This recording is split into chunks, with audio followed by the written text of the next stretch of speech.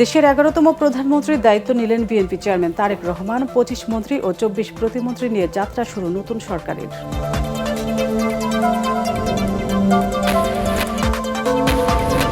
নবীন প্রবীণের মিশেলে মন্ত্রিসভায় চমক। তারেক রহমানের নেতৃত্বে 50 সদস্যের পরিষদে ফখরুল এলজিআরডি, অর্থ আমির খসরু, পররাষ্ট্র খলিল, স্বরাষ্ট্র সালাউদ্দিন ও তথ্যে জহিরুদ্দিন স্বপন।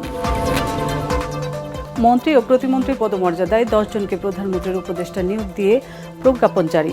জায়গা পেলেন মির্জা আব্বাস, নজরুল ইসলাম খান ও রুহুল কবির রিজভী। সংবিধানে না থাকায় সংস্কার পরিষদের শপথ নেয়নি বিএনপি। সংসদ সদস্যরা নেবেন না শুল্কমুক্ত গাড়ি এবং সরকারি প্লটের সুবিধা।